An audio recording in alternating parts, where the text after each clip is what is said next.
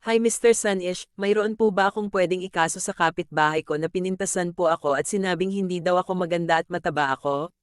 Sinabi po niya kasi sa akin yun sa harap ng maraming tao dahilan upang mapahiya ako. Marami kang pwedeng gawing aksyon laban dito.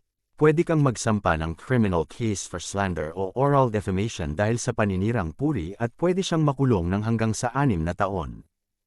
Isa pang criminal case na maaaring isampa ay unjust vexation dahil sa naranasan mong emotional distress. Pwede ding magsampa ng civil case lalo kung napahiya ka. Pwedeng humingi ng danyos at magbayad siya ng pera dahil sa matinding emotional pain, kahihiyan at stress. May mga katanungan ka ba tungkol sa annulment, recognition ng foreign divorce, money matters, scams, criminal o civil cases, visa, o iba pang legal na serbisyo sa Pilipinas at Japan? Handa kaming magbigay ng libreng online na konsultasyon. I-message kami para sa dagdag na impormasyon at tulong.